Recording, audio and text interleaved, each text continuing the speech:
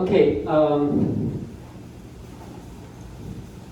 as I just mentioned, if you want to write your own programming code, the only thing you need to do is here, okay, calculate M11, M12, M22, that's it, okay, and then if you want to write your own eigenvalue, eigenvector, so here's how we calculate. Once you have M11, M12, M22, then you can have lambda 1, lambda 2.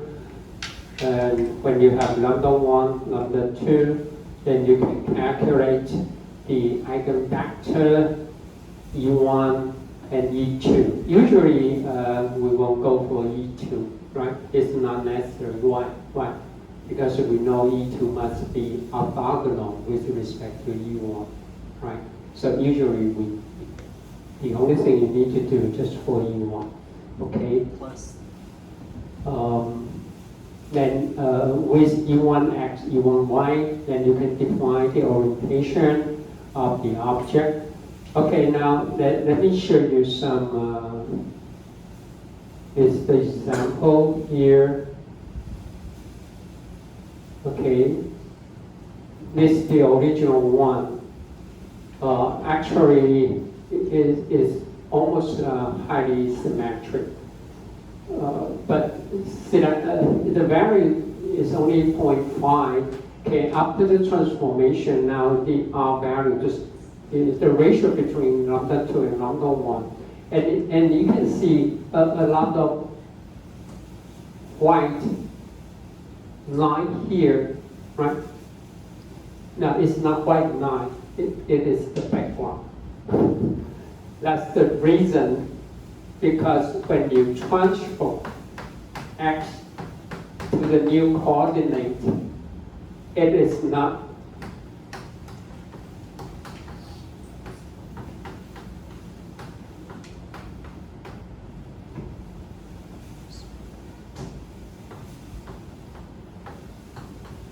it is not one-to-one correspondence. We are talking about digital image. What I'm trying to say, if you have a value like this, after the transformation, it might becomes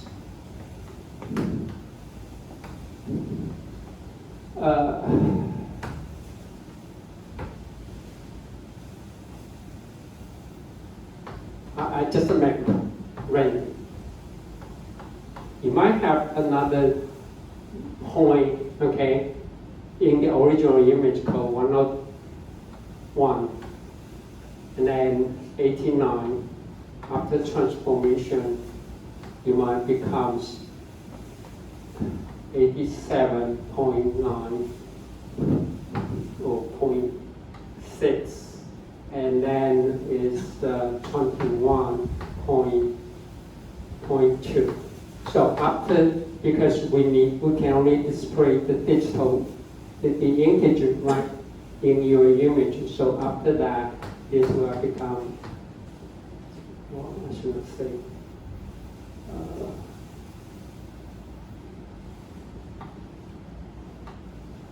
okay. 0.1 becomes 20, and after this, okay, we round up. If we round up the integer, then it becomes 58, and this will be 20. Okay, so they will project into the same point. Even in the original image, we have two different pixels. You know what I'm saying? But it will have a fixed pattern. Depends on your object. See that?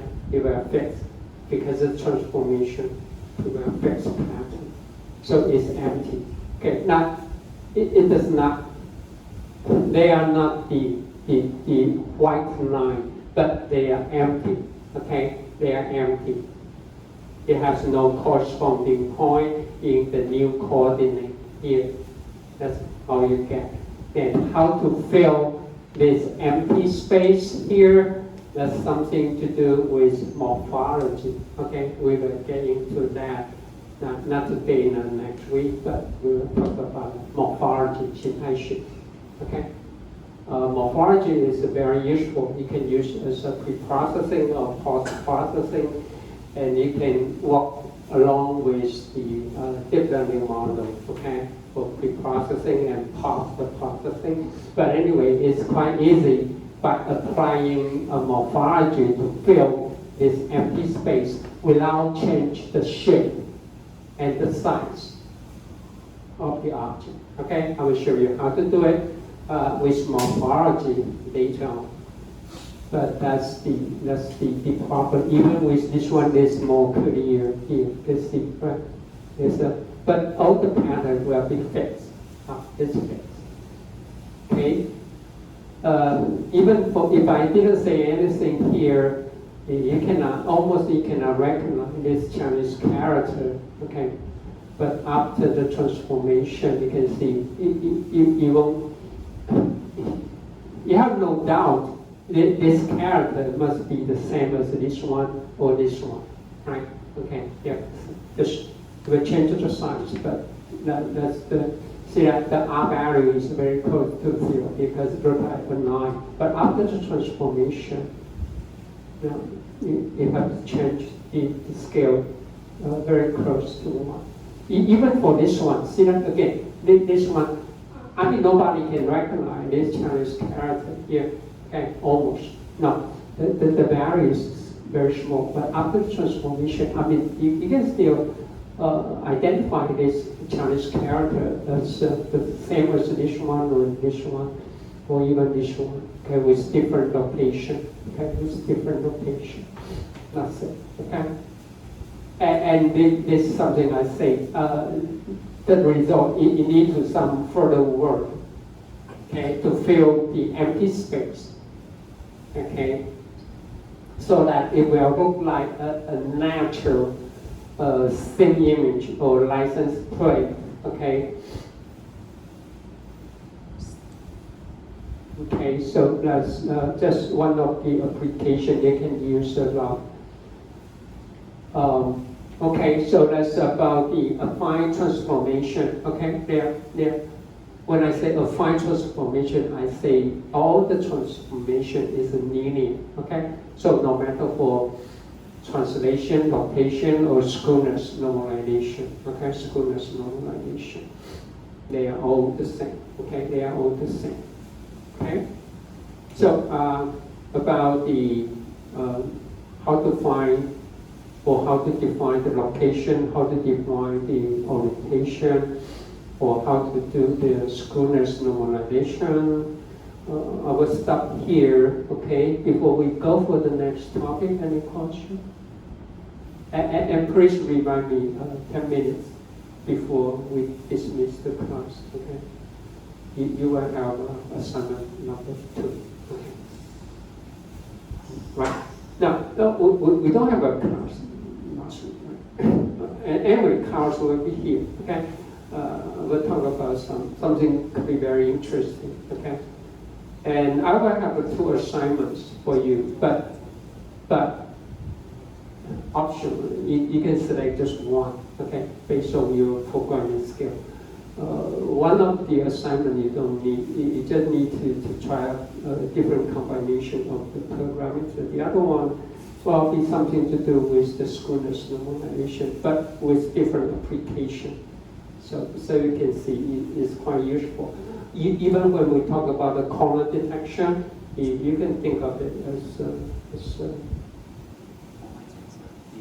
as a very useful tool. Okay. Now our next topic is about image pre-processing. Again. Even nowadays, we rely on deep learning for a lot of different image processing applications. But you can still take the traditional image processing or pre-processing or post-processing as a tool to work with the deep learning. And it will make your deep learning task much more easier, okay? It's the only purpose. So So let's talk about some pre-processing. First, let's talk about how to do the image enhancement or how to do the image equalization. They are different. They could mean the same or sometimes they could mean different. Okay. So no matter for image enhancement or image equalization or image normalization, okay, they mean it do some operation on the original image, especially for the low contrast image, okay, even for very, very low contrast image. Before I say something, let me show you here. Can you tell? Okay, don't look for your class note. Just take a look at this image. Can you tell what is it? What is the what? It's hard to see. It's hard to see. 你为什么这样？女生的背。Right, you see the hair, right, the long hair. But what about all this here? What is the occasion for what is? So the lady is joining what? Yeah.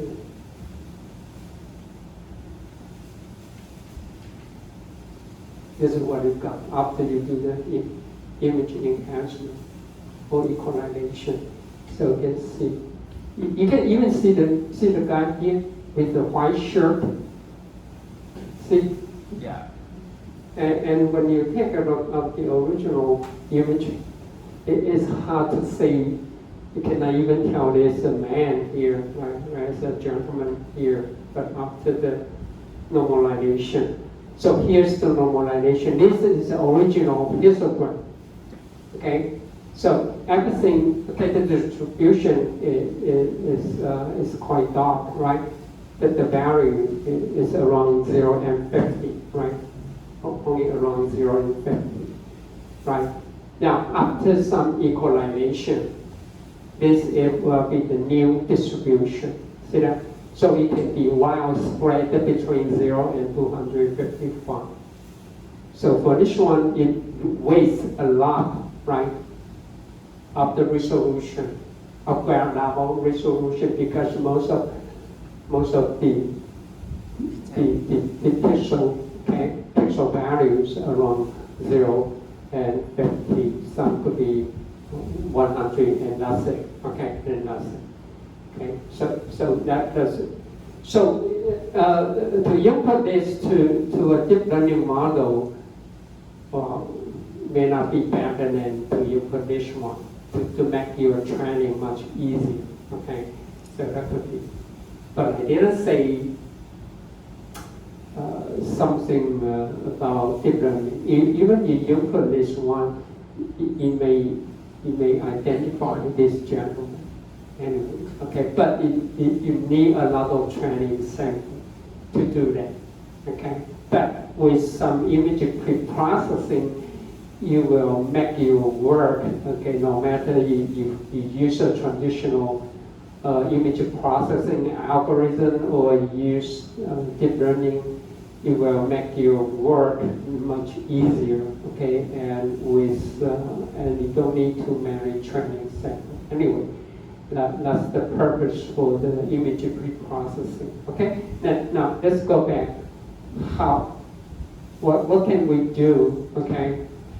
Actually, for image pre-processing, it can be a spatial approach, which means we directly apply the algorithm or the pre-processing on the original image, which means it's spatial image, which means the input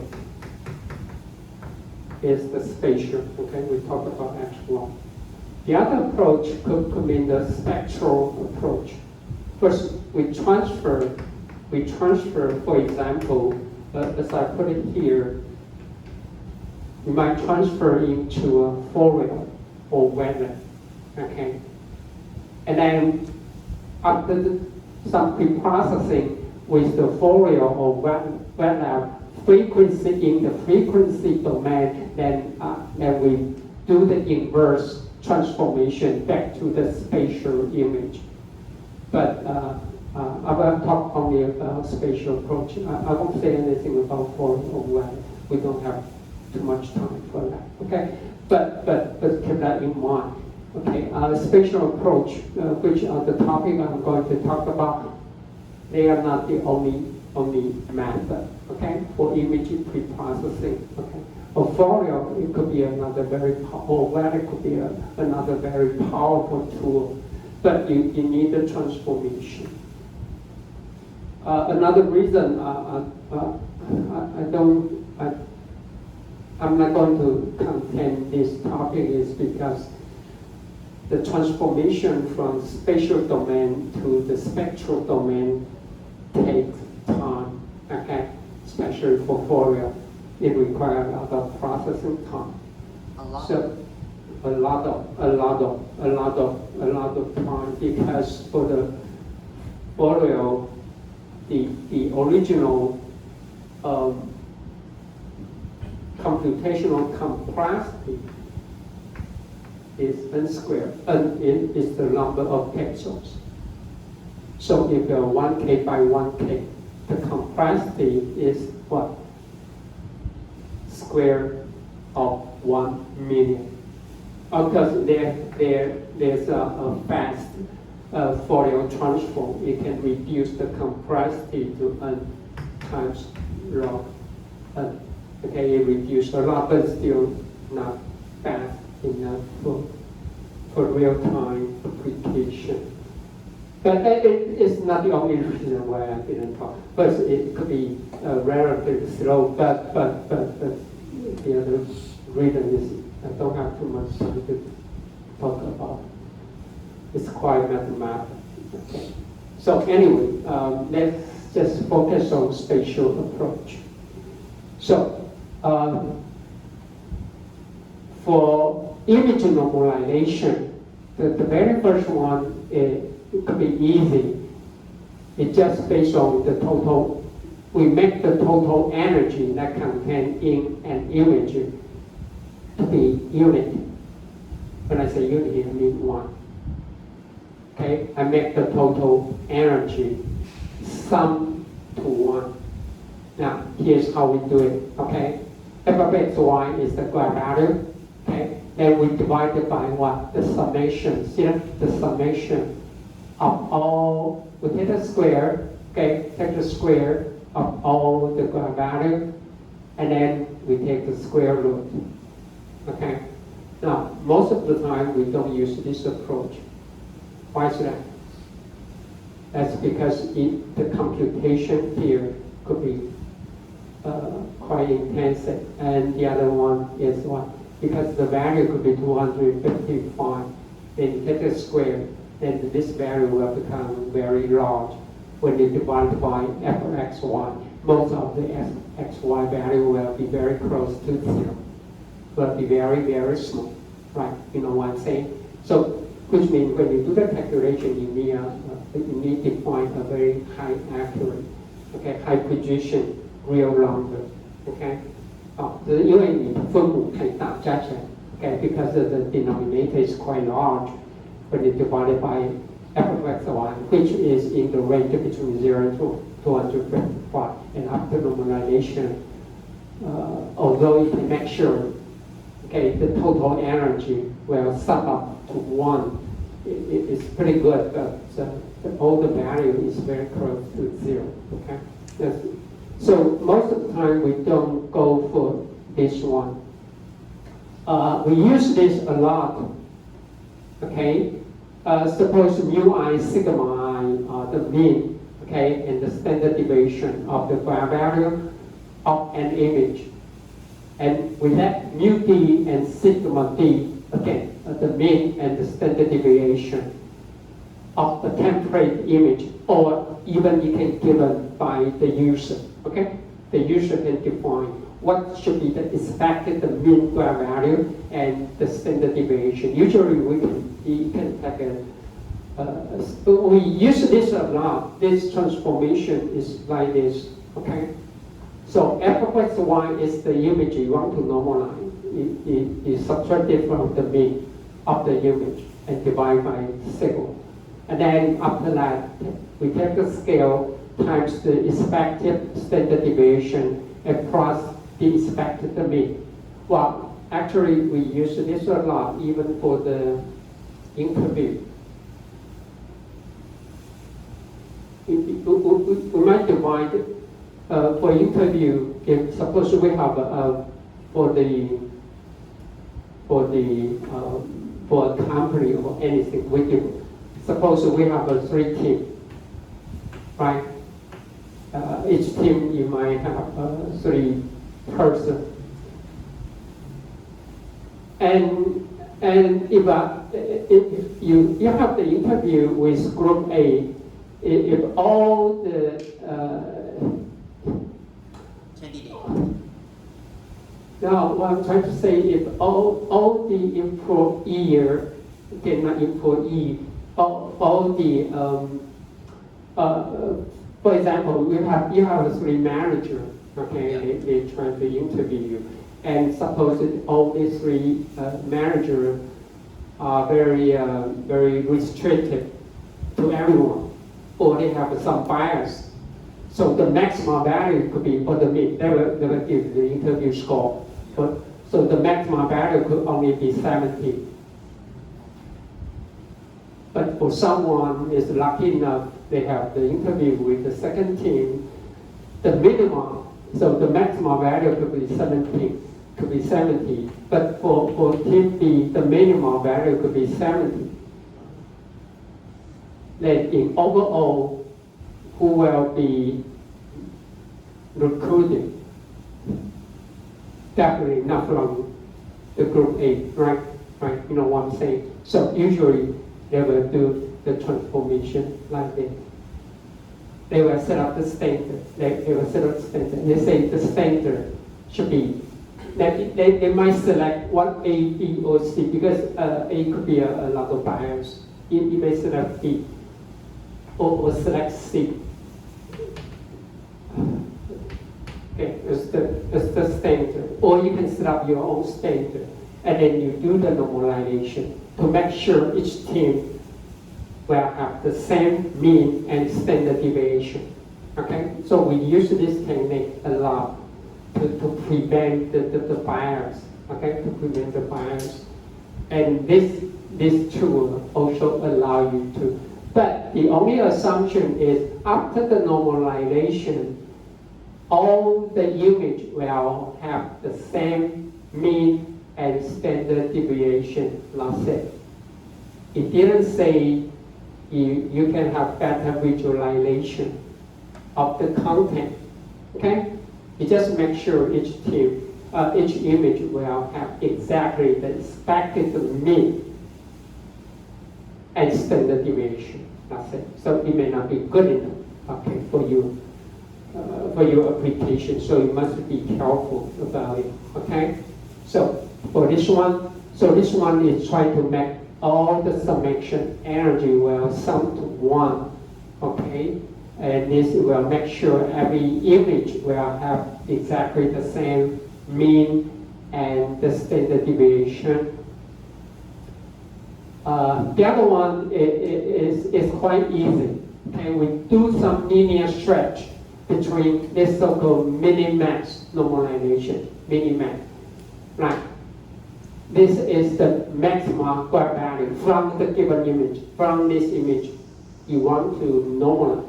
This is the maximum square value minus minimum value, okay? And then this is the square value you want to normalize. So we subtract from the minimum value. So what will be the scale? This value got to be between 0 and 1, right? Because the denominator is a maximum value minus minimum value. So f of xy, the largest value of f of y is nothing but just f max, right? So this value will be between 0 and 1. Then I times 255. Why 255? Assume we have an 8-bit display. Okay, so this is simple. So what is the disadvantage? So whenever you take it off the algorithm, you need to think, what could be the advantage, what could be the disadvantage? Okay, this is very efficient. Okay, it's very efficient. But actually, you can simply assume the minimum value to be 0, right? But the maximum value it does not have to be 255, or you can simply assume it to be 255. Then just do the normalization. And anyway, what could be the disadvantage if you take the minimum value and maximum value? This will be take a lot of value is disappear. Like let's say when you display the whole image, they have a lot of features, but when you take a max and mean, just divide it, the center, a lot of features will be disappear. Am I right? It could be one of the reasons, but the most critical problem could be from here or maybe here, but the most difficult problem could be here because you simply pick up the maximum square value in the whole image, based on the whole image. So this value could be an outlier. Right? As I mentioned, the distribution could be, this could be the distribution, but somehow you might have just one very single value right here, then you pick up it as the maximum. It's outside. Right. I mean, it's outlier. Okay, it's outlier. So if you have no such problem, this is good. This is good enough. Okay. So the only problem is the outlier. So the best way I will recommend, okay, based on my own opinions, this should be the way to go if you want to go for the image normalization. When you take a very first look, it just looks like this, right? But it's based on, take a look here, it's based on CDF, it means the cumulative density function. C means cumulative. So it won't depend on one single pixel value, but it's based on the cumulative CDF. Take a look here.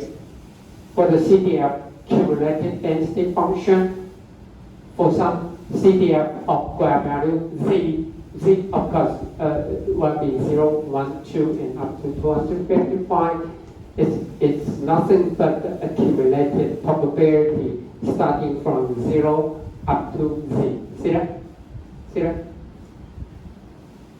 So it's better compared with this single mini-max normalization because it does not rely on one single pixel, but it's based on the cumulative probability. And you know the CDF got to be 1, right?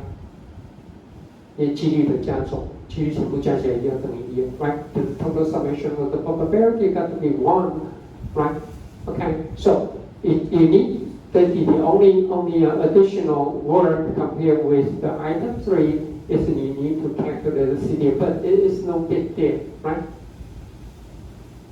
Everything, it does not have to be like the summation starting from 0, just like what I'm saying for the Osso's method, right? Well, how to calculate CDF? Z plus 1. It should be I from 0 to, but it's nothing, just CDF Z plus Z plus 1, right? So it's still very fast, right? Everyone follow me? 为什么？因你加一不要，你千万不要再从零开始加起，因为它前面已经帮你加完了，都一直讲 right? So that's it. Then when to stop? With the cumulative probability equal to 1, then you stop it, right? You know there's no movement, right? Because original graph value can only, for example, is only between 0 and 125. Then in that case, you don't need to calculate the CDF of 126, 127, and so on. No.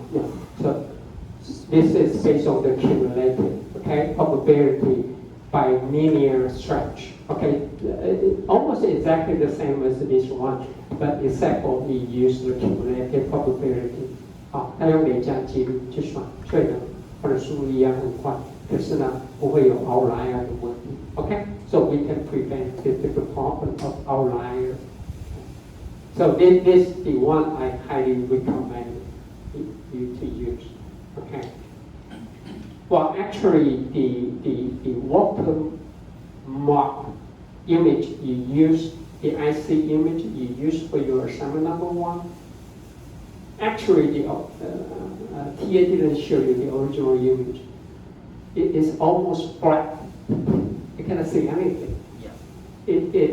What you have for your assignment number 1 is based on this transformation.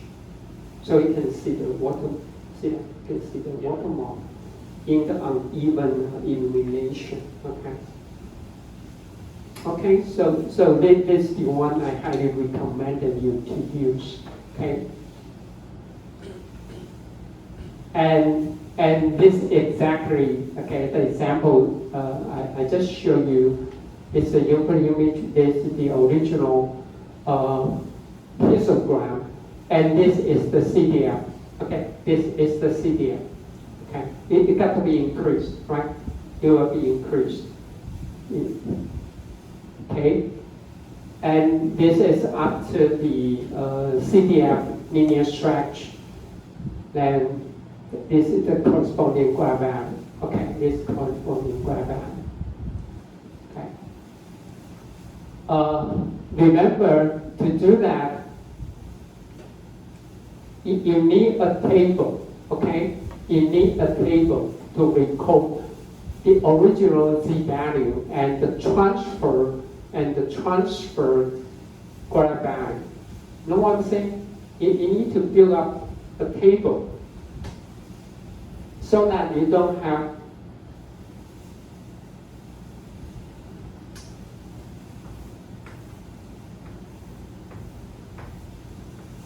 this is a Z and this is T of Z.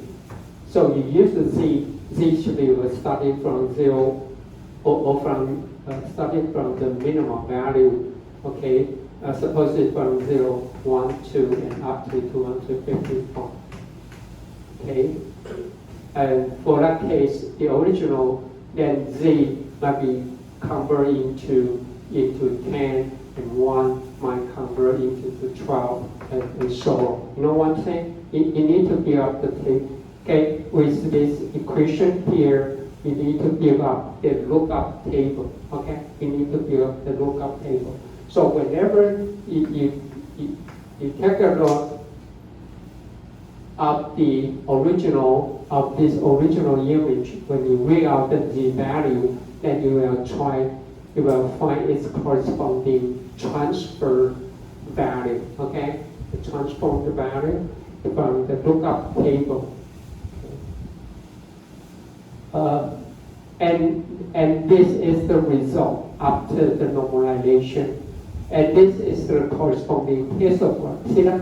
It's not continuous. See that? It's not continuous.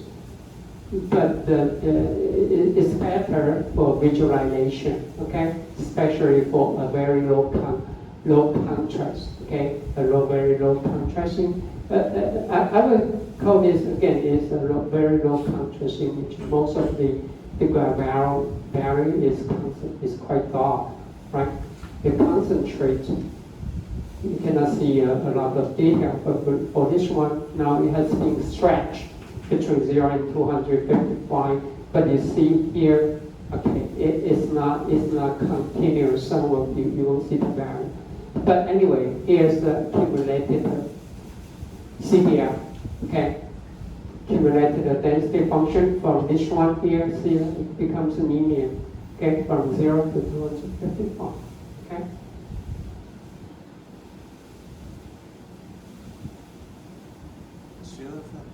Okay, Carlos is here, so okay, I might stop here, okay? Yeah, that's good enough because the watermark is based on the CDF, right? Right, based on the CDF, right? So you can have, okay? So next we, I will finish all other very famous image processing, such as this one. It used a lot in the old time CRT TV. If you don't know, I don't know if you know what I'm talking about, right? 那个 I mean, in the old time, the TV is quite large. It takes a lot of space of USB. Like. Right. It could be something like that. No. Before LCD, right? Yeah. Anyway, you need to adjust the gravity. Anyway, I will talk about that. Okay. Next week. Okay, I will start it now. And here is the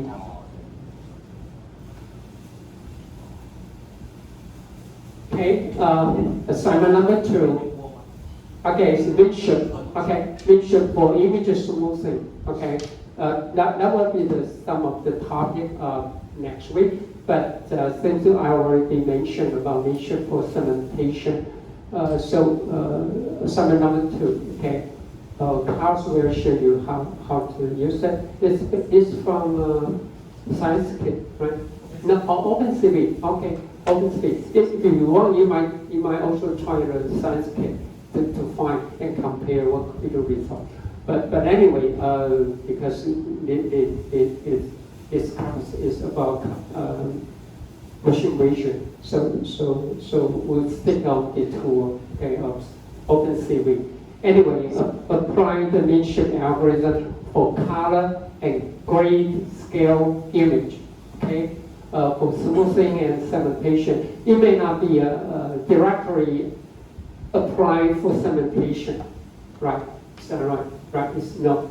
So you need to do something more, but you can simply focus on the image smoothing, okay?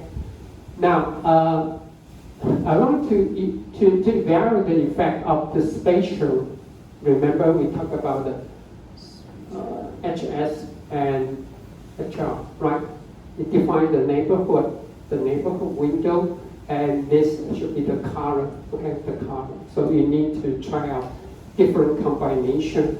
When you do your evaluate the performance, you have a better use of a fixed spatial window and try different range value, or vice versa. Okay, it fix the color rate, some color bandwidth, and try out different image window, okay? And then, because for midship, the algorithm only good for color, okay? Because one of the example I want you to try out is gray value. So if there's no way you can change its algorithm, you just input it something like this, okay? So just make the value first bang as your graph value image and set all the remaining 2 channels to be 0, okay? And all the way for every pixel and see what would happen, okay? Okay, so it should be. Now, again, it just try 2 or 3 of your own color and grayscale image. And also this IC watermark image is the one you use, okay, in assignment 1 for the experiment. Okay, just pick up 2, okay, not 2 or 3, okay.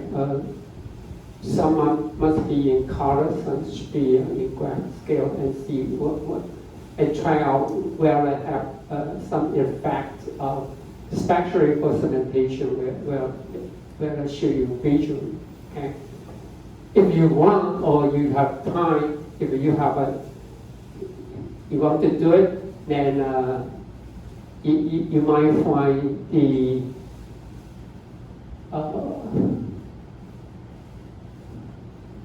now, especially for grayscale image, you perform the mean shift and then you apply your binary thresholding of your assignment number 1 to see what would happen with the mean shift and without mean shift as the pre-processing. OK， 所以你要做的话，假如尤其是灰阶，你可以看一下。有用 mean shift 跟没有用 mean shift， 然后直接用你作业1的那个 binary thresholding， okay, and to evaluate what would happen, especially for the one with a very complicated background. You might use mean shift to remove the background and retain, for example, for the text or document image, and to see if you can have a better segmentation or parallelization of the text image. Okay, that's something you can try out. Okay, here's an actual bonus, and when I say actual bonus, which means you don't need to do it if you don't have time. You can write your own region drawing, or if you can find the tool from any computer vision library or OpenCV, then you can perform mean shift and then apply the region drawing and see what will happen. Okay, especially for segmentation, because the mean shift alone cannot be used directly for segmentation. You need to do something more. So this actual bars, which means I will give you a better score if you can do this. Either write your own region drawing code or use any region drawing function from the computer vision library. Okay. So for this assignment, I still give you 2 weeks. Okay. Basically, I don't think you need to do the job. Okay. Okay. So any question? Any question? Okay. As I mentioned, you have a second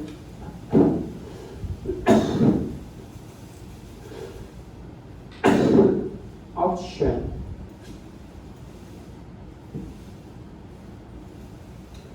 You don't need to do both unless you want to. Okay, but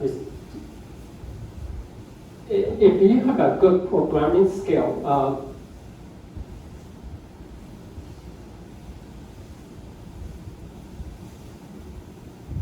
you can. Oops.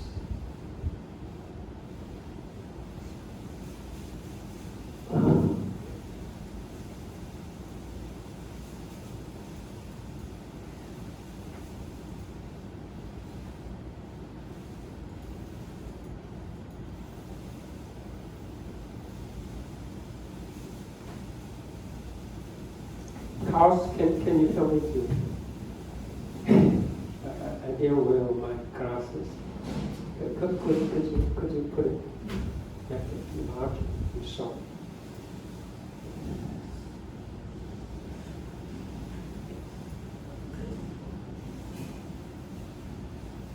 They are not consistent. Yeah. Okay. Okay. Okay. The counts will provide two set of normal and to give back the image of the IC wafer. Okay. That will involve the regular structural pattern. will you show them the image later on? No? No, okay. Anyway, you can find it from the photo. Okay. It's very similar, like when you take a very close look, they are very similar, like something like this, a structure, texture pattern. Well, actually, each one is a photo cell. It's a photo cell of the CMOS image sensor. Okay, it's a photo cell. 这个是那个就是那个 CMOS 那个摄影的那个感测器的那个wafer 的它已经Carlos已经做了处理 Okay. So a little bit different from the one you have in assignment number 1, but anyway, and it will show some of the watermark. Okay, so here's my requirement. Okay, first you need to select a small neighborhood window. That will be the parameter you need to determine, and then you slide this window pixel by pixel.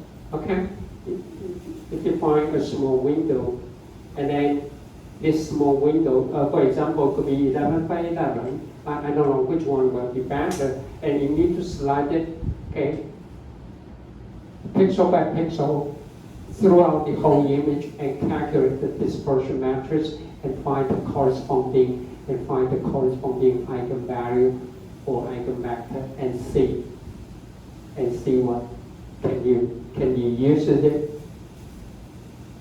to determine a good discrimination measure that can identify this defect.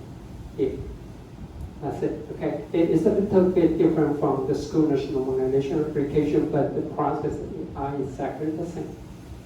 Okay, you know what I'm saying? I expect because it's highly regular pattern, so I expect all the lambda 1 or lambda 2 or the scale or could be a little bit different compared with the defective pattern, okay, in the image. I'm not quite sure, okay, but if you want, or even you fail, I won't give you C or ask you to rewrite, but you can try it. I just want, well, it work with some combination of lambda 1 or lambda 2, or even just real the theta, okay, with real theta value, because all the regular pattern, suppose each one should have the same direction, but it may not be true for the watermark defect. Okay, so just take a look of lambda 1, lambda 2, or any combination and see what's going. Okay, that's what to be. So you can just select assignment 2 or 2B. You can just select one of them before. So if you have good programming skills, you can go for that. Okay. And for this case, when you calculate the dispersion matrix, you need to take x1. You need to take the original graph value. Okay, don't.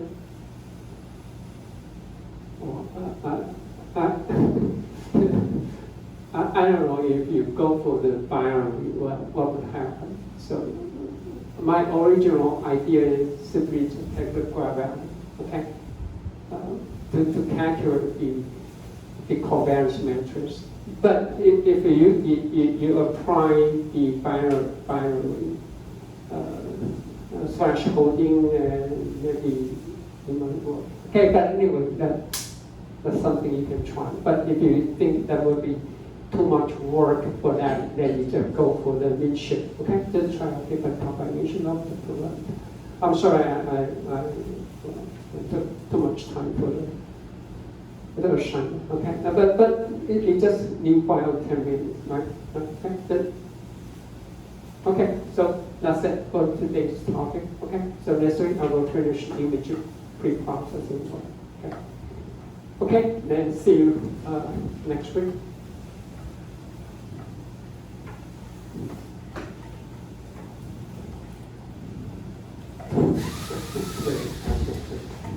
是说这个。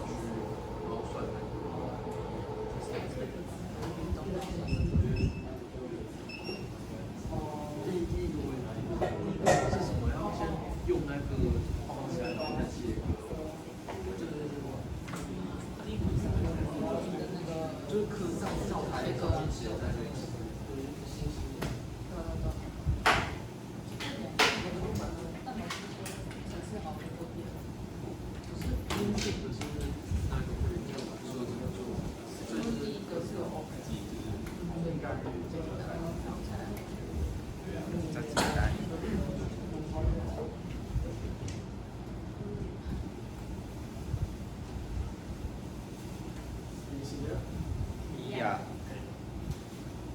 So for this assignment, we are going to use the same libraries for the new shift and Python for the visualization. Excuse me. Yes. Can you speak louder, please, or using the microphone? Okay. Sorry.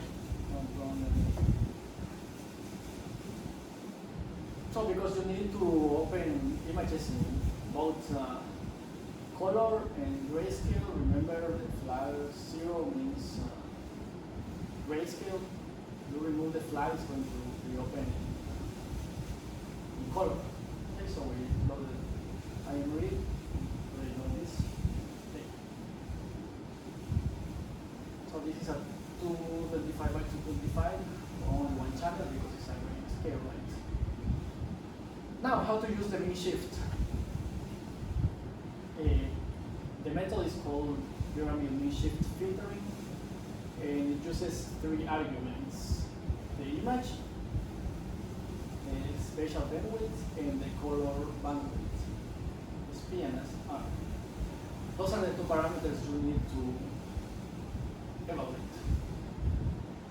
And the other parameter is the number of iterations. However, there is no argument for the number of iterations, so you need to enclose the method into a for loop, which I will already for you here. So you just need to change the number of iterations. However, this method is only for color images, not grayscale. Now you have 2 options to do this, because this is obviously this is a gray level image, so it has only 1 channel. This requires the image to be in 3 channels. One thing you can do is to create a matrix, 3-dimensional matrix with the size of the image and 3 channels. Don't forget to use this type has to be unsigned integer of 8 bits. Otherwise, it will give you error if it's not in this style. Okay. So one option is to put the image in the first channel. That's what I'm doing here. I just created an empty array of zeros, and then I put in the first channel the data. And then we can use the mini shift. Remember, the first channel has the image and the other 2 channels have zeros. You can also put whites instead of blacks, right? Or you can just triplicate the image and put the image in all the 3 channels as another option. Which one is better? Idea. And I've just run it several times. Basically, this is an iterative process, so you can do it 10 times and this is the result. A little smoother. You could compare with images. This is kind of sharp.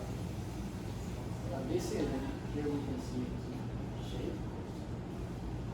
See, the forehead disappears. Of course, it's going to change if we use like less iterations. Let's use one iteration. We can still see the forehead, right? So that's one of the parameters you need to evaluate. How many? I don't know.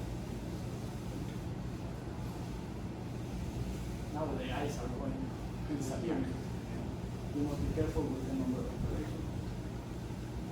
But you can also, for your color images, just open it with the file name and that's it. So, but this is not a real color finger, not right. Because OpenCV opens the image in VGR, not RGB. So the channels are swapped. That's why you see weird thing. That's why it's not a real. So when you load the images, they are going to be in VGR. Don't ask me why it's VGR, not RGB.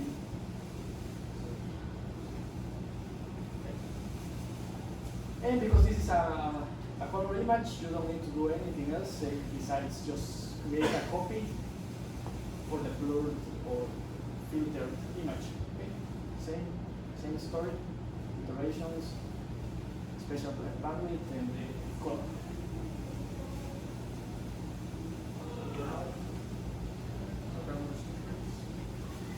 There's some difference here. Questions?